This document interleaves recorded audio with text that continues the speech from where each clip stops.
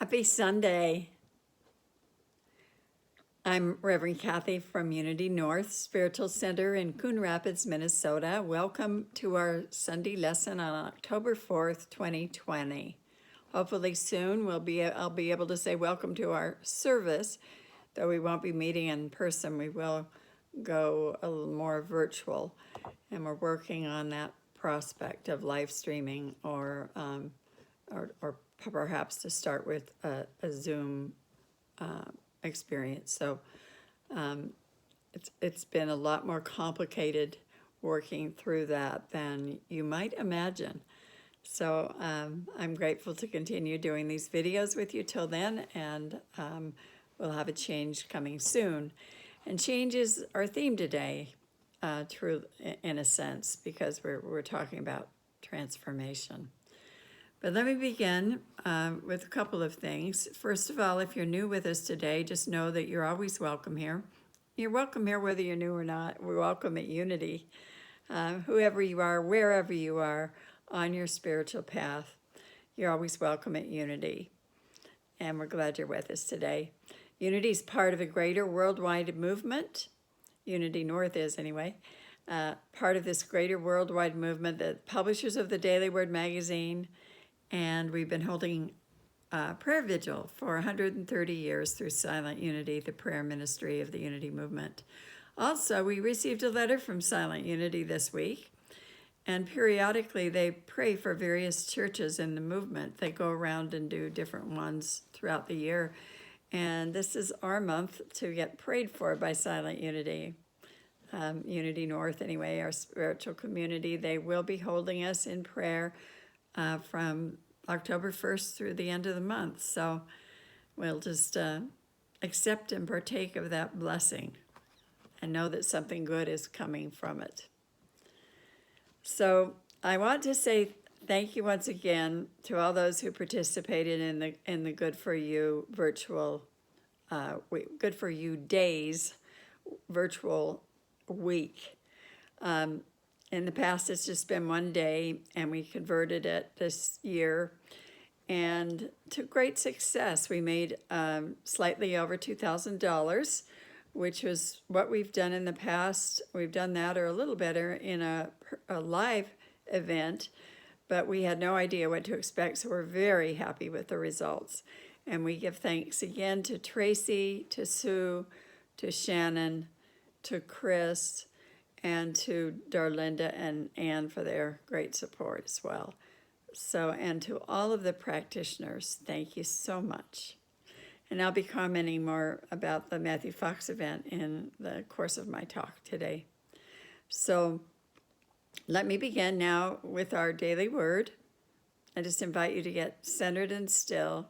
Close your eyes if you like, or not. The word today is fearless. I am fearless as I live authentically. In the past, I may have hidden my inner light, afraid to be myself. I may have tried to please others by conforming to someone else's idea of who I should be. I may have shrunk from an aspiration, fearing that I would fail in pursuit of my goal. I may have doubted the divine perfection at the core of my spiritual self, identifying with my perceived flaws and feeling small and inadequate. Today, I make a new choice. I choose to live fearlessly, drawing upon my faith to believe in myself, my imagination to envision my best life, and my understanding to know my divinity. Bold and brave, I am fearless as I live my life authentically, pursue my dreams, and express my divine nature. And from Deuteronomy 31:6, be strong and bold, have no fear or dread, because it is the Lord your God who goes with you. He will not fail you or forsake you. Just feel that truth. I am fearless as I live authentically. And so the lesson title today is Transformation and Joy. the Via Transformativa. I love the story of the small caterpillar who looks up at a butterfly overhead and says, "You'll never get me up in one of those contraptions." How true. The transformation of the caterpillar into the butterfly is such a wonderful symbol for each of us and for our spiritual awakening and our transformation and joy.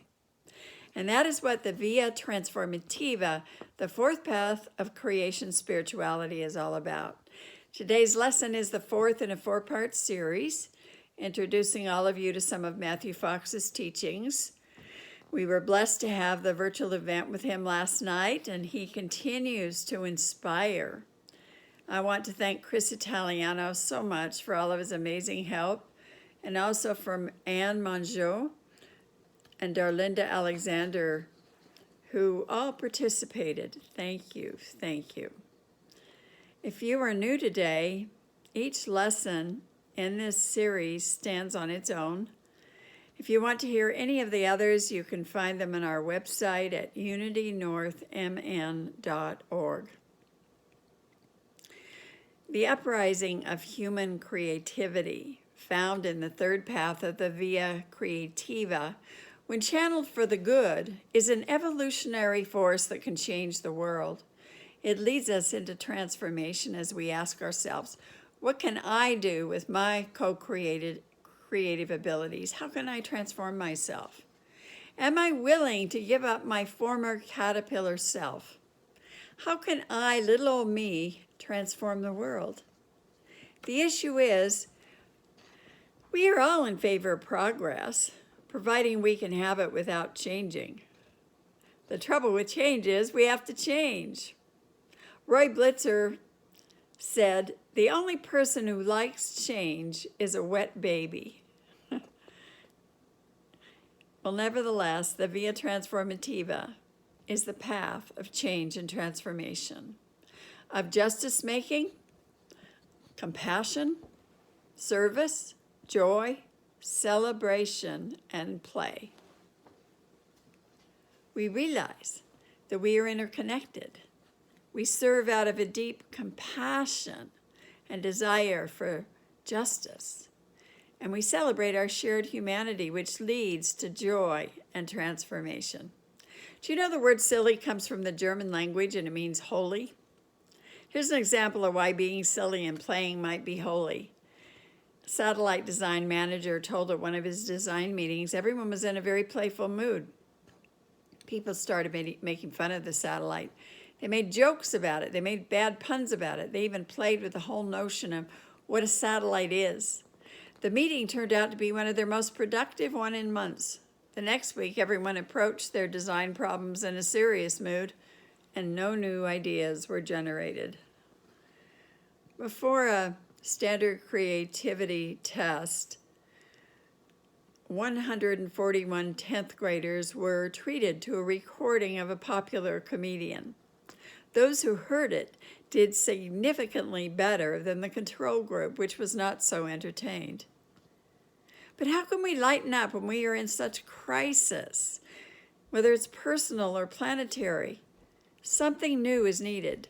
Everyone's unique talent is being called upon to rebuild this planet.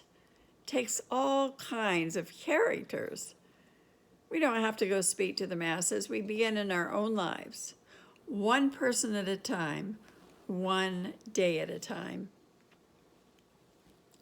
You know, fear is not a lasting incentive for motivating the entire human race or even a small group to change its behaviors.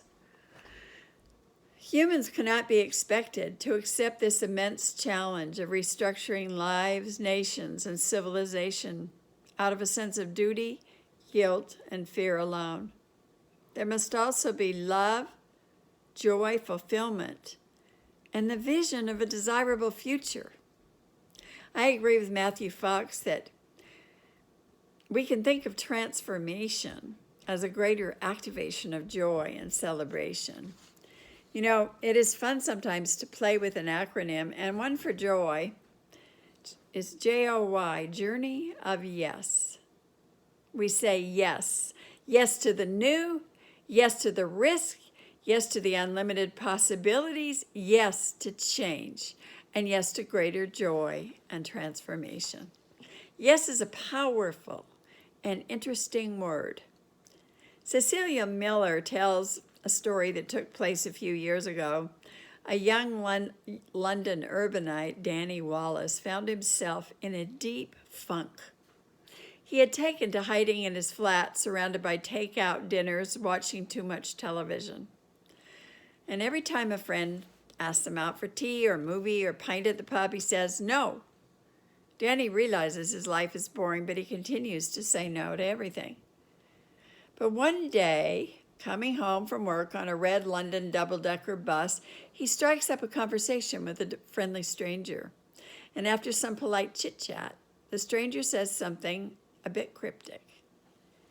People need to say yes more.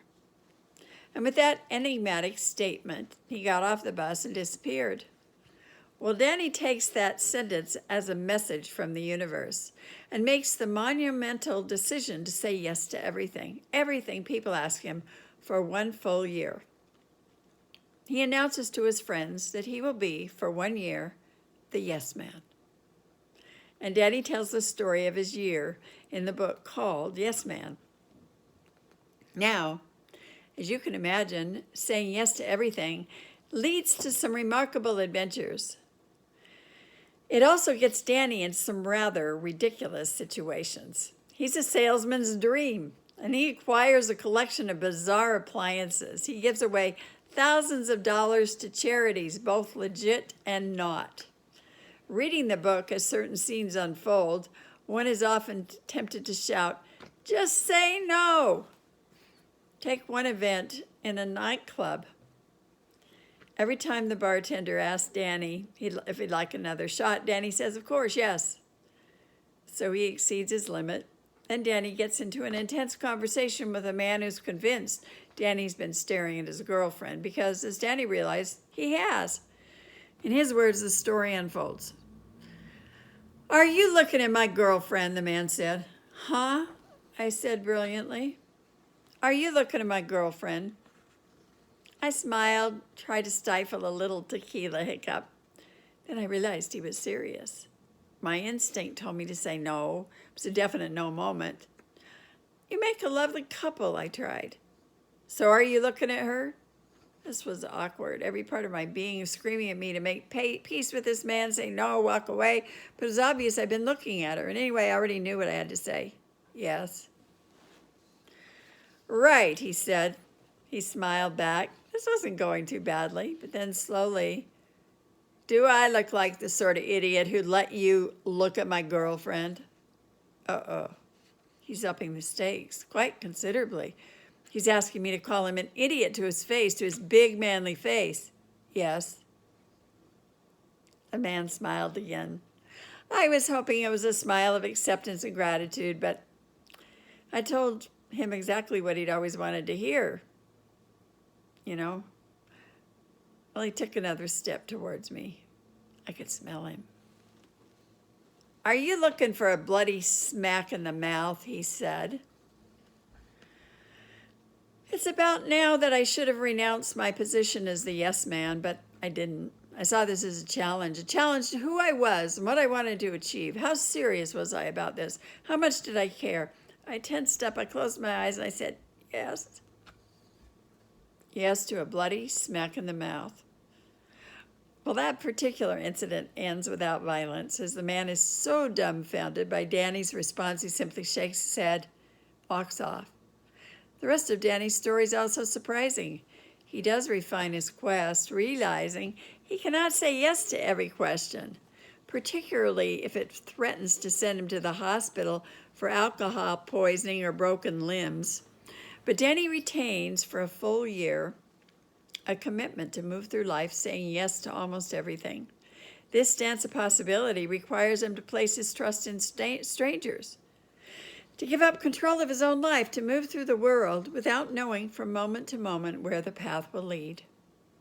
Ultimately, the practice of saying yes carries Danny into a relationship with a remarkable young woman who also says yes to nearly all of life's adventures, and the book ends with a sense of their joined possibilities.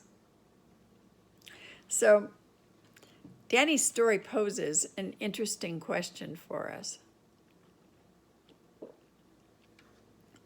When are we willing to say yes, and under what conditions?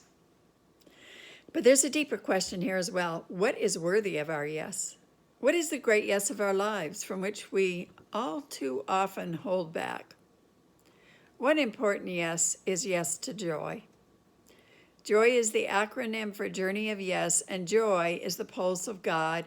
And in this path, we move into the very heartbeat of God, and we say yes to the Christ.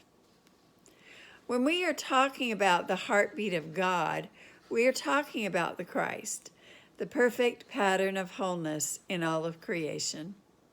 It is what makes the acorn into the oak tree, the pear seed into a pear tree, the caterpillar into a butterfly, and a human person into the Christ, a fully realized being. In this path, we say yes to the cosmic Christ. We say yes to our personal transformation. African-American novelist Alice Walker challenges us with the following thought. The transformation required of us is not simply to be like Christ, but to be a Christ. There's a saying that Christ has no hands or feet or voice in the world except ours. Our good deeds are like a pebble cast into a pond. They create ripples that spread in all directions. So Matthew Fox teaches what the Fillmores did about Christ. They said Christ was the perfect idea in all of creation, a pattern, a consciousness of wholeness. And Fox said, the cosmic Christ is seen as the pattern that connects. It is that which creates new paradigms and will demand a paradigm shift. So we can celebrate the Christ within that gives us our ability to change and regenerate ourselves. Like the butterfly, let's say yes to change and celebrate it. A good motto is, I'm not what I used to be, and thank God I'm not what I'm going to be. I've been thinking about change a lot lately, longing for change right now, as many of us are. Well, we can think how much has changed in 25 years. What about 150 years ago? We did not have cars, planes, television, or radio, let alone computers and cell phones. That's quite unbelievable. I think about my mother, who was a visionary and loved new inventions. She died in 96 and completely missed seeing the internet. Change is upon us, including artificial intelligence, just beyond the horizon with the ability to create more complex intelligence ad infinitum. Think about it, robots are now helping with surgeries. So many things. Scientists are agreeing with mystics in saying that time is speeding up. Change will occur faster and faster. And the degree of progress that humanity has experienced in the 200 years since the Industrial Revolution is possibly greater than the degree of progress that occurred over the preceding 2,000 years. This in turn was of a magnitude similar to the progress of the previous 20,000 years. If rates of development continue to speed up, we could see such progress compressed into a few decades and then to mere years. And after that, who knows? We could experience as many leaps in our own lifetimes as have occurred in the whole of our evolution so far. We can celebrate that. French priest and paleontologist Pierre Teilhard de Chardin, exploring the evolutionary trends toward greater complexity, connectivity, and consciousness, argued that humanity was moving toward an omega point, the full descent of spirit into matter, the fulfillment of our evolution. This correlates with the teachings of the world's various religions. Well, he described this at a time when light would blaze across the planet, as a time when it would, not physical light, but the light of consciousness. He saw this peak of evolution as being a long way off, millions of years in the future. But he did not fully take the implications of an ever-accelerating rate of development into account. Shortly before he died, he commented on the impact that radio and television were having on the integration of humanity, and he said these technologies were bringing the omega point much closer. Had he lived to see the impacts of computers and the internet, he would have certainly seen the omega point coming even sooner. In the Via Transformativa, we become prophets, helping to bring the change, speaking out against injustice, greed, and all those things that destroy life. We're seeing that in our streets today with protesters in the Black Lives Matter movement. We become promoters of life-giving ways of being in the world. How do we do that? Well, we do it according to our own guidance, one person, one situation at a time. There's a branch of eco-design called biomimicry, where nature becomes our teacher. And this does not mean we're separate from nature, but part of it. We learn from the fact that our bone cells replace themselves, resulting in a brand new skeleton every 2 years. We learn from our changing bodies. We have a new liver every 6 weeks, new stomach lining every 4 days. Our atoms are 98% new every year, while our skin is new every month. Every cell in the human body is, in a sense, a sophisticated computer. David Abrams says that our biological elders have been here much longer than we have. Compared to them, we just arrived, and we have everything to learn about how to live gracefully on this planet. If the age of the Earth were a calendar year beginning on January 1st, and today we're a breath before midnight on December 31st, it would mean humans got here 15 minutes ago, and all of recorded history blinked by in the last 60 seconds. So we can learn from all creatures, certainly the butterfly. And the wood frog can freeze solid in winter and hop away in the spring. It has something to teach us. The garden snail builds its own highway of slime, a lubricant that absorbs its weight in water, allowing the snail to climb over thorns without hurting itself. Rhino horns can heal when cracked, even though the horn has no living cells in it. The hummingbird flies 600 miles of open water without stopping on a whopping 21 grams of fuel, nectar. And in fueling up, the hummingbird pollinates its energy source. Nature, including us, becomes model and mentor, and we are surrounded by masters to be found around and within us in all of nature. We can celebrate that. If there's to be transformation and joy in our lives, it's up to each of us to experience it in the ordinary as well as extraordinary moments of time, to express it through giving ourselves fully to life and to celebrate it in our sharing with each other. Paramahansa Yogananda said, "It is possible under all circumstances to be joyful." And it's certainly good spiritual practice to live this, or to certainly make the attempt to live this. Well, we've explored 4 paths of creation spirituality over these last weeks, a teaching that parallels unity in very important ways, especially in the teaching about original blessing and the consciousness of the Christ. As we embrace the truth in Path 1, the Via Positiva, that we are not born in original sin, but blessed by the universe for billions of years, we can fall in love each day with the wonders of creation and feel awestruck by its beauty. We begin to feel our interconnection with other creatures and people on this surprising planet in this amazing universe of 1 trillion galaxies, each with 200 billion stars. When we traverse path to the via negativa, we become willing to enter into darkness and mystery. We face the dark truths that we don't like to look at in our own life and the life of the world. We feel our pain, and we find remedy in meditation, prayer, and silence.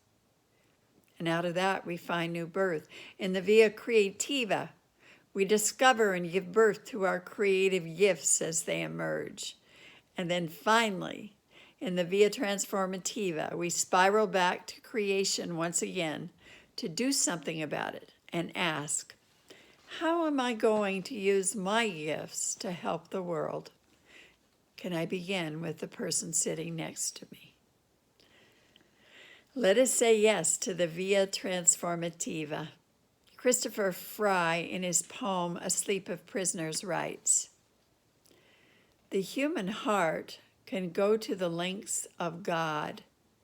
Dark and cold we may be, but this is no winter now.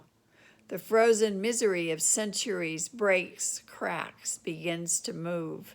The thunder is the thunder of the flows, the thaw, the flood, the upstart spring.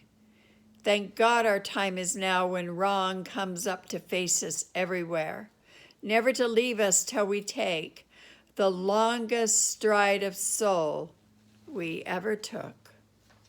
Affairs are now soul size. The enterprise is exploration into God. What are you waiting for? It takes so many thousand years to wake, but will you wake for pity's sake? Powerful poem. Call forth the Christ, that presence which binds all things together in heaven and earth, and ask to awaken. Ask for all of us to awaken. Then out of compassion make a difference. One day, one person, one heart at a time. Say yes to personal and collective transformation, and joyfully celebrate that. And no matter the outer appearance of things, have a joyful week. God bless you.